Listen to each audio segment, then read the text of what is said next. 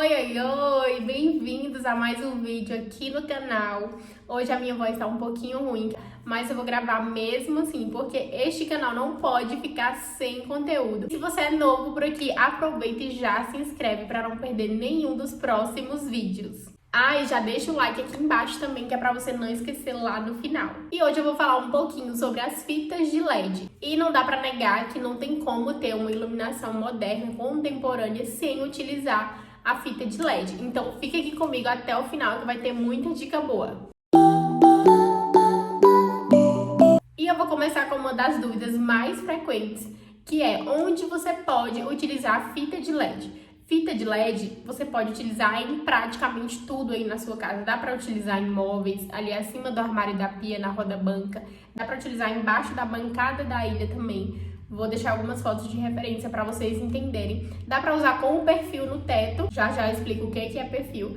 Dá para utilizar como sanca iluminada também. Fazer um cortineiro iluminado. Gente, nicho de banheiro, só que aí você tem que se atentar a questão da resistência dessa fita à água. Dá para utilizar em fachada em vários lugares da nossa casa e acaba agregando bastante aí na hora de você decorar e ter uma iluminação super moderna. Outra dúvida bem comum também é em relação à cor dessa fita. Que tipo de cor escolher para cada ambiente? Porque assim, tem uma cor específica para cada sensação que você quer despertar ao entrar naquele ambiente. Um ambiente comercial, por exemplo, a gente já indica a luz branca, que é uma luz de alerta, porque ali vai ser um ambiente de trabalho, então não pode ter uma luz tão aconchegante assim, porque vai despertar sensações de muito conforto, muito descanso, e não é isso que a gente quer no ambiente de trabalho. No ambiente de trabalho a gente quer estar sempre alerta, sempre com atenção. Então, por isso que se utiliza a luz branca. Aí em ambientes mais residenciais, no quarto, por exemplo, a gente pode utilizar uma luz neutra juntamente com uma luz mais quente, que é para trazer o aconchego para esse ambiente. Um belo exemplo disso é se você pegar a iluminação geral ali e colocar uma iluminação neutra, e aí nas iluminações de destaque, iluminação decorativa também, arandela, pendente, spots no teto, a gente utilizar uma luz mais quente, 3000K, por exemplo.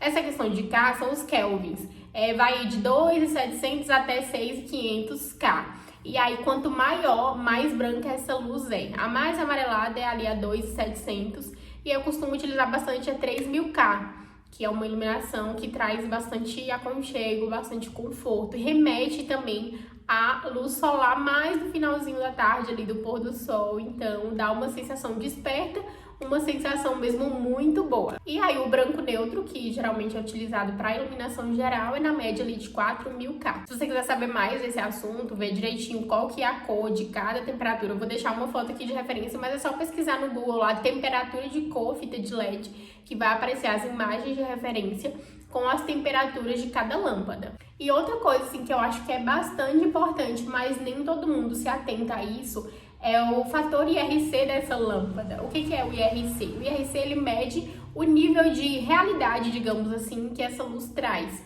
Por exemplo, em uma determinada luz, esse blazer ele fica com a cor um pouquinho mais bege, um pouquinho mais clara. Já em outra, ele já fica um tom mais terroso, mais terracota. E isso depende muito do IRC de cada lâmpada. E esse índice, ele é representado numa escala que vai de 0 a 100. E aí, quanto mais próximo do 100, mais real é a cor que você vê ali no ambiente, a cor das roupas, dos objetos, enfim. E aí, o padrão de referência utilizado, né, para que essas lâmpadas tenham esse IRC é a luz do sol, que tem um IRC de 100. Então, quanto mais próximo for essa luz do 100, do IRC 100, mais real é aquela cor. O IRC, por exemplo, abaixo de 80, ele já não é considerado um IRC bom, porque ele tende a mudar um pouquinho ali a cor real dos objetos. Quando você vê uma cor numa luz natural e você vai ver esse mesmo objeto, por exemplo, a cor desse mesmo objeto numa luz de IRC 50, por exemplo, aí já vai ver uma diferença na cor.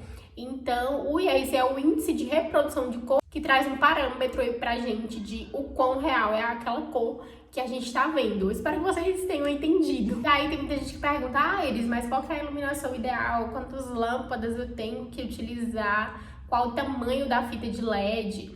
Gente, isso varia muito de cômodo para cômodo, de metragem. Por exemplo, um ambiente que a gente tem 9 metros quadrados, a gente não vai colocar a mesma iluminação de um ambiente que tem 50 metros quadrados. Para isso que serve o cálculo dos lumens. Esse cálculo é baseado na quantidade de lumens específico por metro quadrado. Para exemplificar aqui, para ficar mais fácil, um quarto, por exemplo, tem que ter uma média de 150 lumens por metro quadrado. E vamos supor que esse quarto ele tenha 5 metros quadrados. Então você vai pegar esses 150 lumens e multiplicar por os 5 metros quadrados do ambiente, que você vai ter a quantidade de lumens ideal para aquele quarto, né? E aí não é um cálculo muito difícil de se fazer não, que a gente faz de acordo com o ambiente que vai ser aplicada aquela iluminação. A sala tem um número de lumens específico, a cozinha tem um número de lumens específico, que tem que ser uma quantidade um pouco maior, porque é um ambiente ali de trabalho, digamos. Ambientes comerciais, tem uma tabela com vários tipos de ambientes comerciais e a quantidade correta de lumens por metro quadrado daquele determinado local. Então, é o cálculo que a gente faz para projetar aí de forma adequada, para não ficar claro demais, ofuscar demais o olhar e também para não ficar um ambiente escuro. Então, é sempre bom fazer esse cálculo para depois de você executar, porque a gente sabe que iluminação tem que rasgar o gesso, tem que fazer ali os rasgos certos para os spots, para o perfil, e aí para você não gerar gastos desnecessários depois, é sempre bom contratar um designer de interiores, né, para fazer esse cálculo aí da iluminação e distribuir de forma adequada a iluminação em todos os ambientes. Eu fiquei a explicar sobre o que é perfil de LED. O perfil de LED é uma estrutura geralmente metálica, que ela é bem fininha, espessura de 2, 3 centímetros, se eu não me engano.